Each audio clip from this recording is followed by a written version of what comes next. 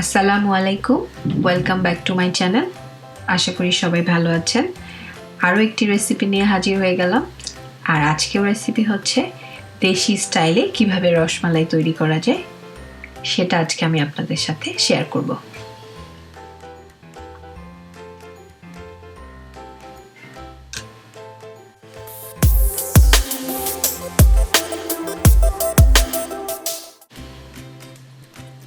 প্রথমে ছানা তৈরি করার জন্য আমি একটি পাত্রে 2 লিটার পরিমাণ মিল্ক নিয়ে নিয়েছি।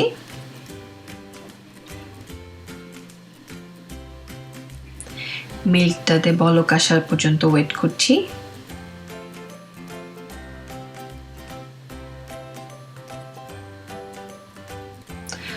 অলরেডি মিল্কে বলক চলে এসেছে। আমি এবার লেবুর রস দিয়ে ছানা তৈরি করে নিব।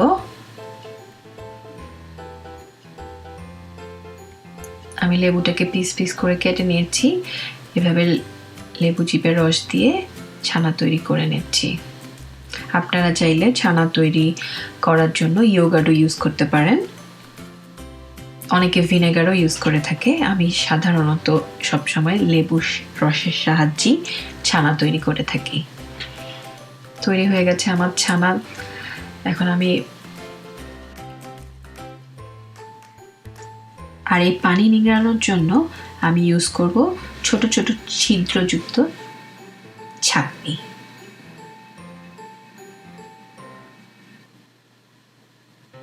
কাপড়ে পানি নিংড়ানোটা আমার কাছে অনেকটা ঝামেলা লাগে, সেজন্য আমি এরকম ছাঁকনিতেই সবসময় ছানা নিংড়িয়ে নেই। 1/2 আওয়ার থেকে 1 আওয়ার আপনারা এরকম করে ছানাটা পানি ঝরাতে পারেন। তারপরেও আমি 1 ঘন্টা পরে এভাবে চিপে নিচ্ছি।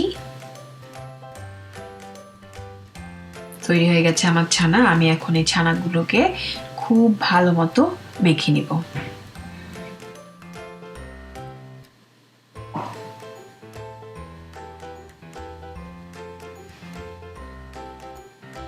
ছানাটা ভালো মতো মেখে নিতে কিন্তু একটু সময় লাগে।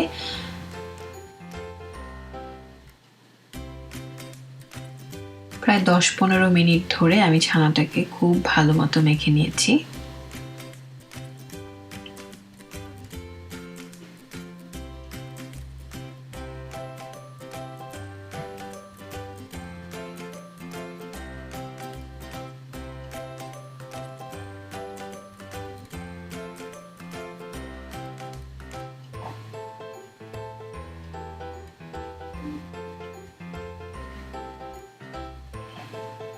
অনেকটাই মাখানো হয়ে গেছে।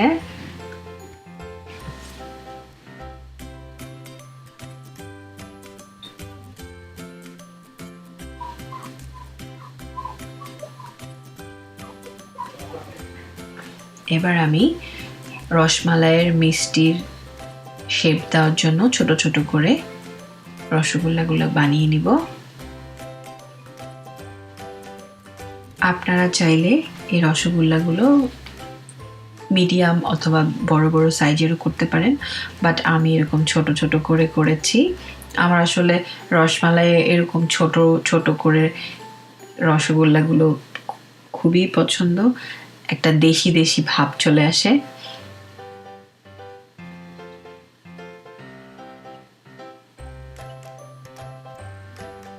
দেশে থাকতে আমরা যখন রসমালাই খেতাম, আসলে কিন্তু মিষ্টির সাইজগুলো এরকমই ছিল।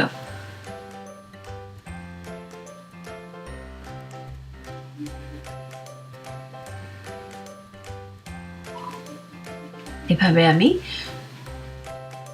সবগুলো রসগোল্লা বানিয়ে নিচ্ছি। প্রায় 1/2 আওয়ারের মতো সময় লেগেছে আমার সবগুলো রসগোল্লা এভাবে বানিয়ে নিতে।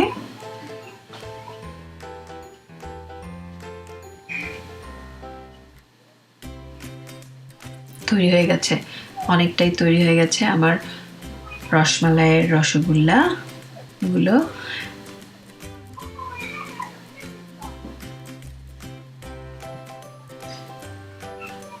দেখতেই পাচ্ছেন কি সুন্দর হয়েছে মিষ্টিগুলো।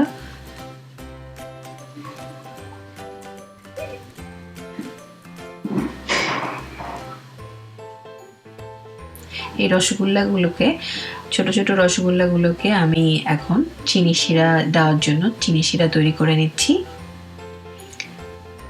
এখানে 2 কাপ পরিমাণ পানি নিয়ে নিয়েছি।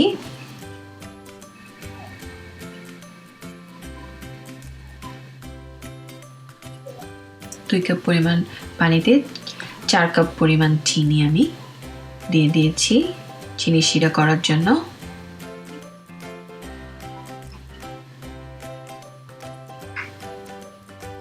নাইস একটা ফ্লেভারের জন্য 2টি সাদা এলাচ দিয়ে দিলাম।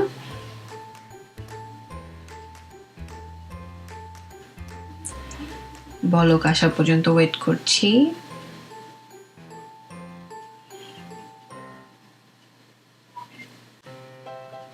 এবার চিনি শিরাতে সবগুলো মিষ্টি দিয়ে দেবার পালা।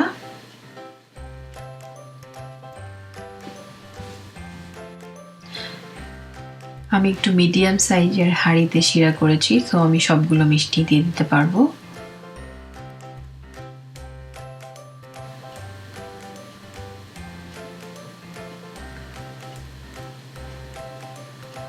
একে একে সবগুলো মিষ্টি আমি দিয়ে দিচ্ছি।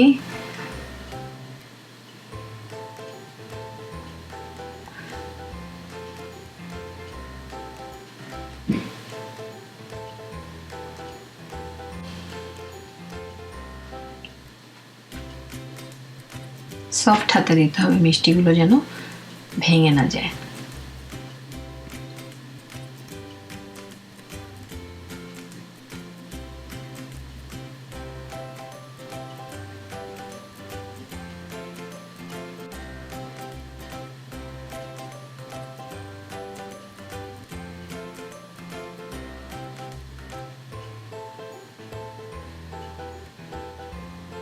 সবগুলো মিষ্টি প্রায় দেয়া হয়ে গেছে।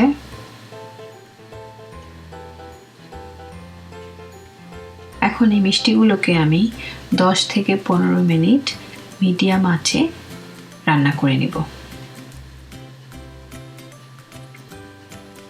ঢেকে দিলাম।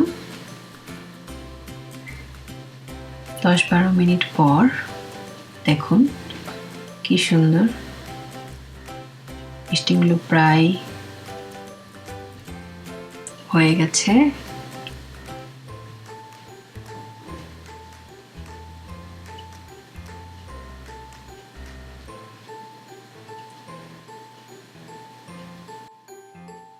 আরেকটি পাত্রে আমি আগে থেকেই ঘন করে নিয়েছি মিল্ক এবং পরিমাণ মতো সুগার দিয়ে নিয়েছি।